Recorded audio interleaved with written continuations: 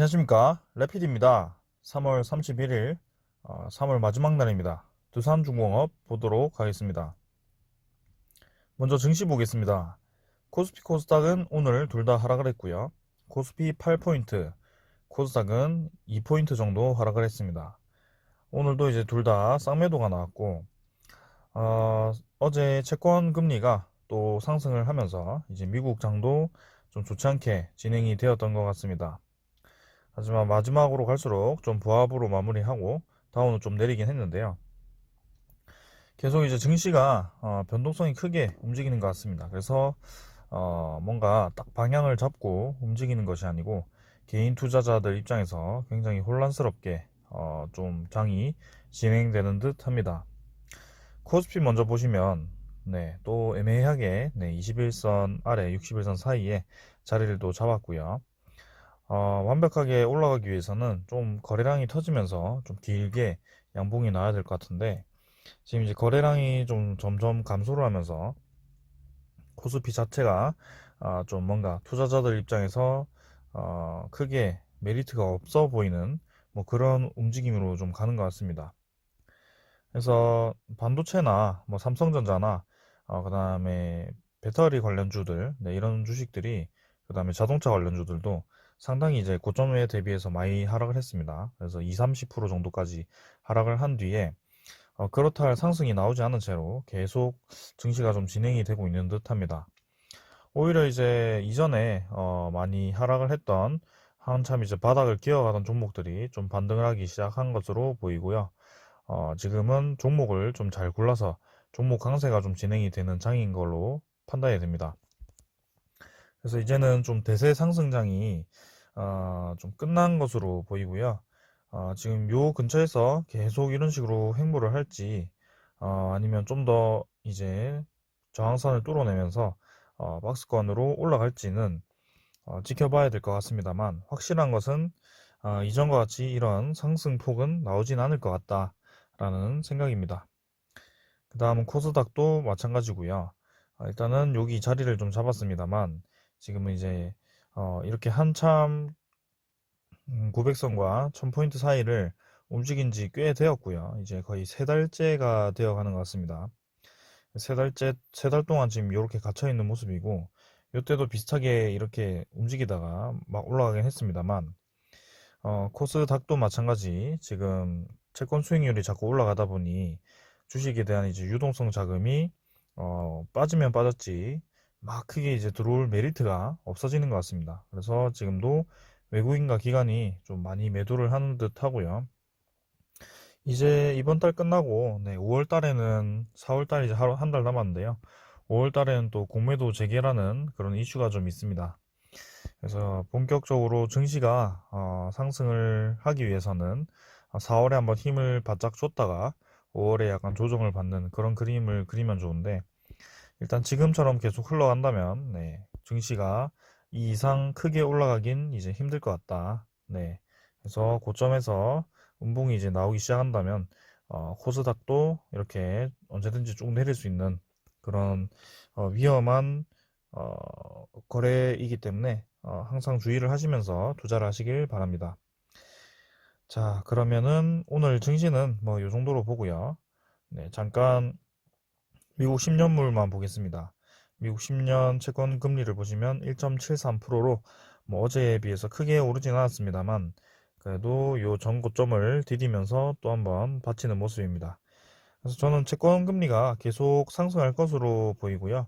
거기에 따라 금리 관련된 KB금융과 같은 네, 은행주들이 본격적으로 이제 상승이 시작되는 듯 합니다.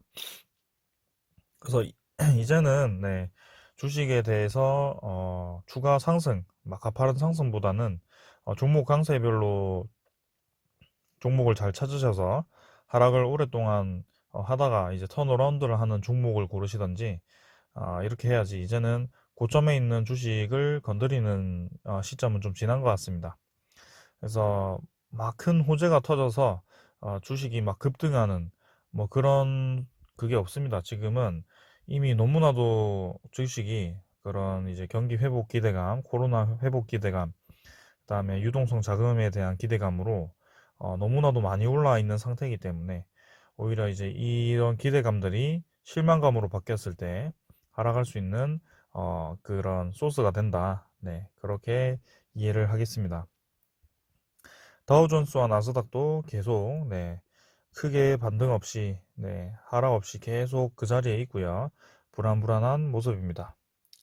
자, 이 정도로 보고 이제 두산중공업 보도록 하겠습니다.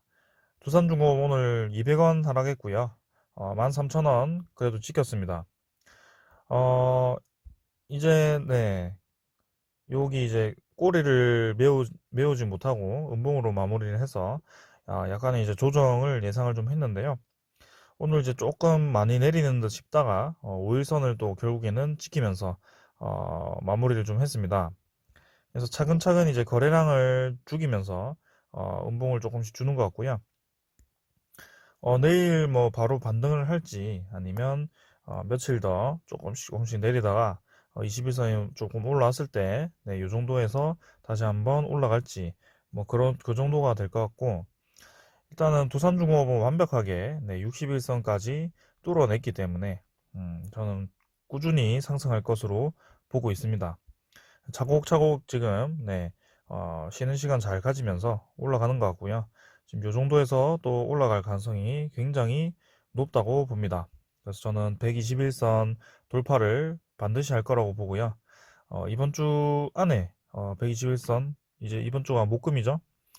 목금 모르겠네요. 다음 주 초가 될 수도 있을 것 같고요. 아무튼 조만간 여기를 뚫어낼 것이고, 여기를 뚫어낸다면 이제 14,800원, 15,000원 정도까지가 첫 번째 네, 저항 구간이 되겠습니다. 자, 그래서 주봉도 완벽하게 네, 턴어라운드를 했고요.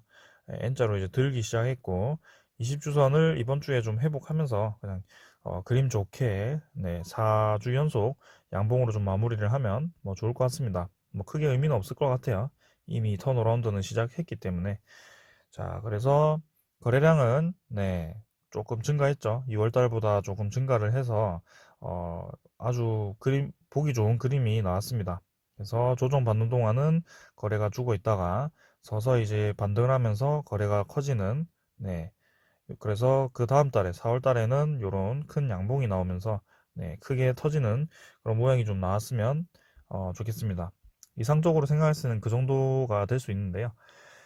일단은 네 그렇게 생각하고 자 그러면 5월 달에는 네 두산인프라코아 매각에 대해서 네 합병 분할 합병에 대해서 흡수 합병에 대해서 이제 찬반 이걸 투표를 하죠. 네 그래서 그때 확실히 결정이 날 것 같고 6월 달에 이제 두산인프라코아 정지가 되고 합병 신주가 7월 달에 이제 발행이 되는데요. 그때까지는 이제 두산인프라코아와 두산중공업이 저는 꾸준히 상승할 것으로 생각합니다.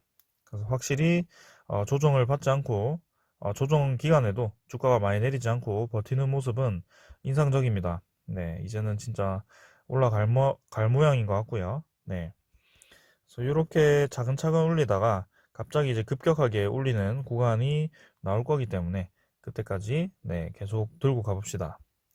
자, 투자자를 보시면 기관과 외국인이 쌍매도를 좀 했습니다. 오늘은 뭐 오랜만에 매도라고 할 정도로 요즘 계속 수급이 좋았는데요. 일단 뭐 금융 투자나 사모펀드가 조금 팔았죠. 그리고 연기금은 그래도 매수세는 멈추었지만 그래도 플러스 마감을 했습니다.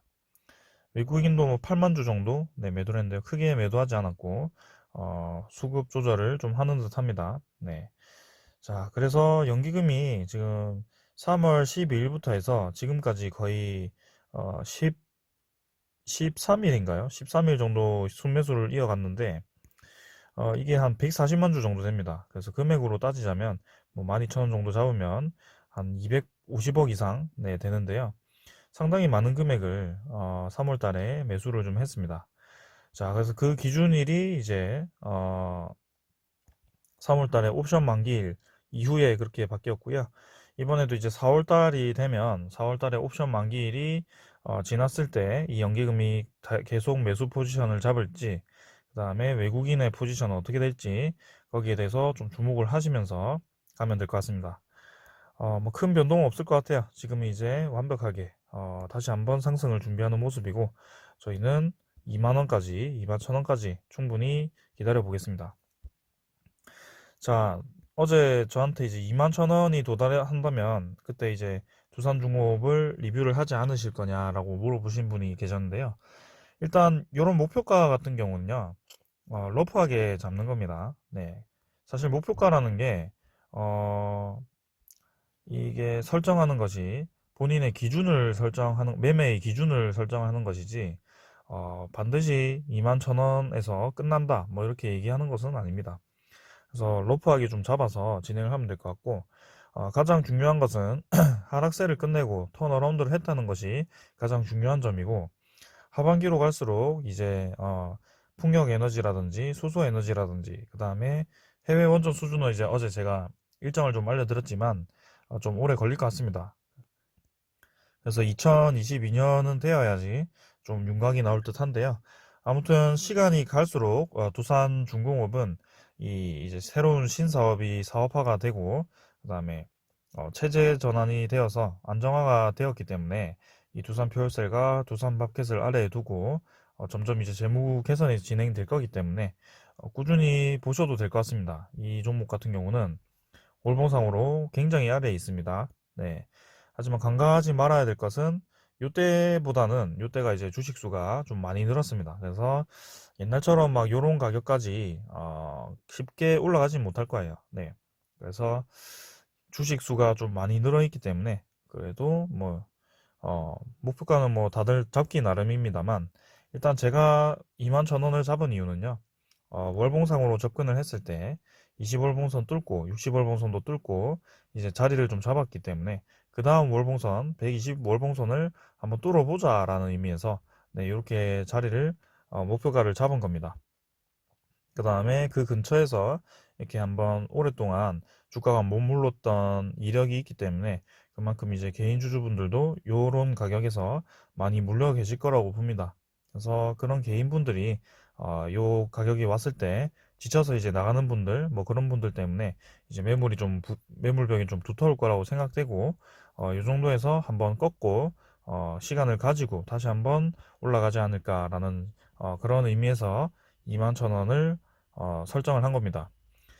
제가 꼭 설정했다고 해서 모두 답은 아닙니다. 그래서 여러분들도 여러분들의 나름대로 기준을 잡으시고 뭐 전고점까지 난 가겠다 아니면은 조금 그래도 안전하게 확실히 갈 수 있는 가격 뭐 15,000원 근처에서 끊어내겠다 뭐 이렇게 가셔도 됩니다. 그건 이제 본인들의 선택이고요. 네.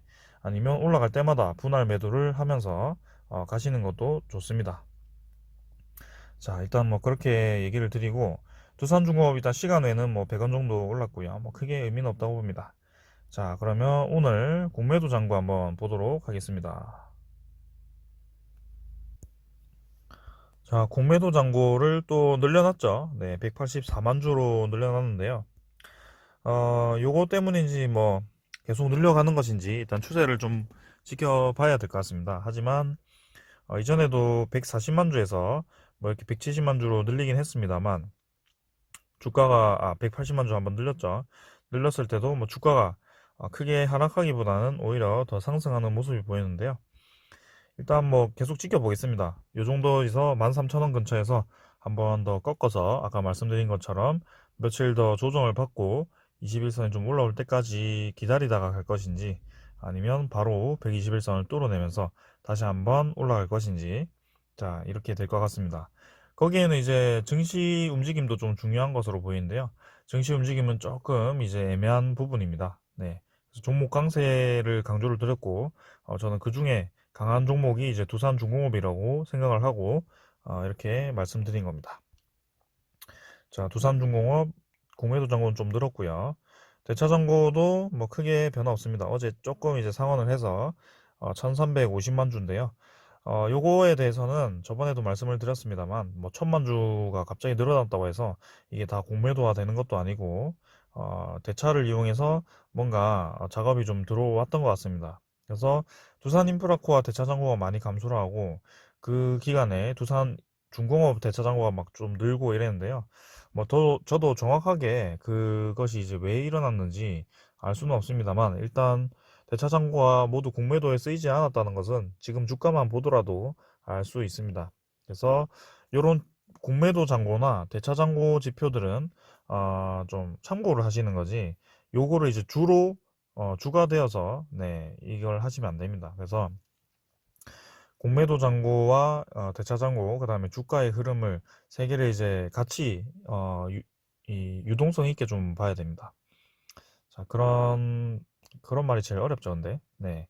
아무튼 그렇게 보시는 게 맞고요. 하나에 너무 편중화되어서 보면 이게 조금은 네, 어렵습니다. 주식이. 자, 아무튼 그렇게 어, 지금 대차 잔고와 공매도 잔고는 조금 늘어 있는 상태다. 네, 그렇게만 이해를 좀 하시면 될 것 같습니다.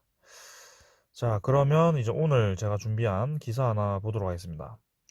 두산중공업 중국 시다보 원전 계측 제어 기자재 수주를 했습니다.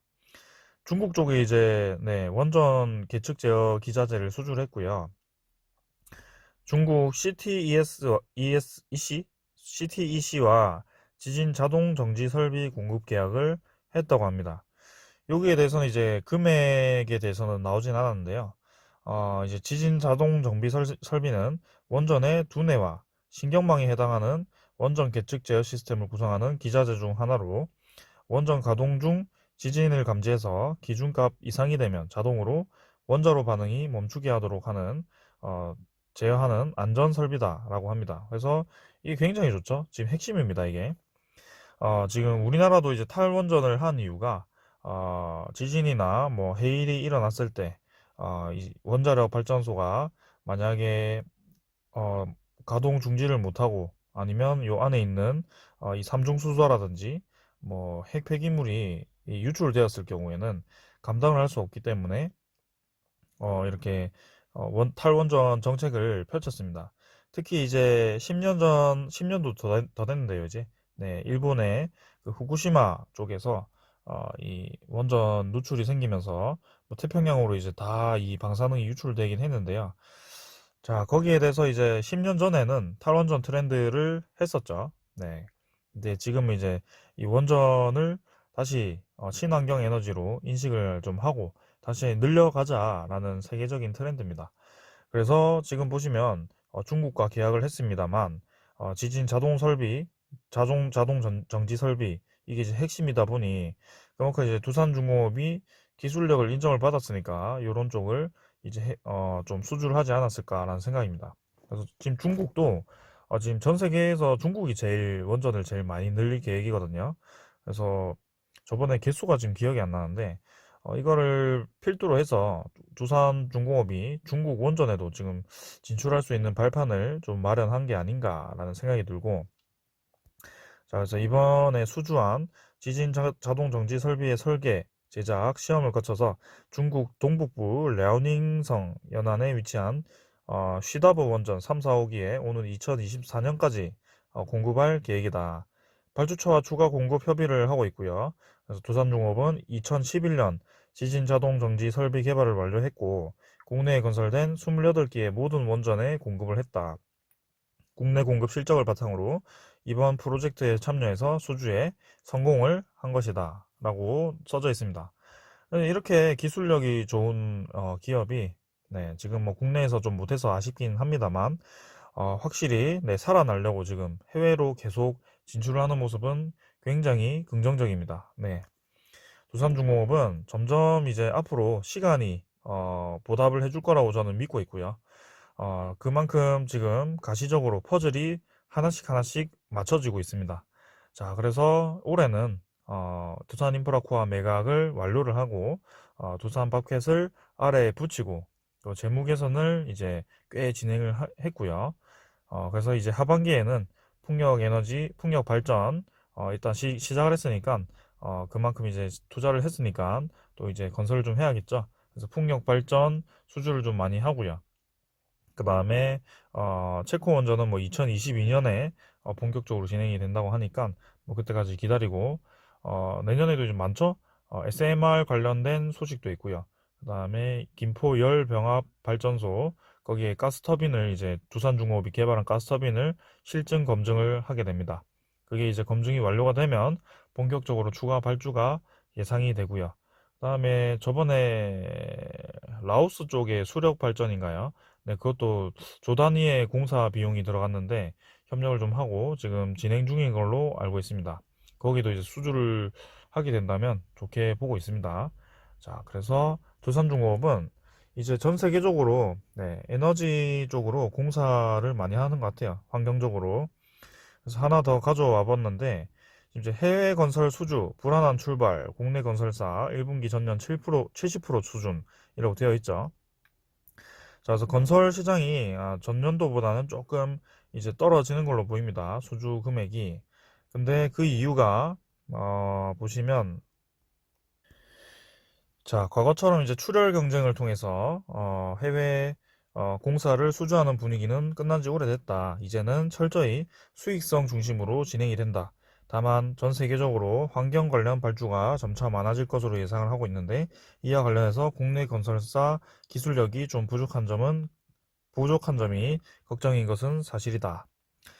자, 두산중공업이 뭘 했습니까? 네, 폐자원 에너지 플랜트 공사를 하고요. 그 다음에 원자력 에너지 공사하고요.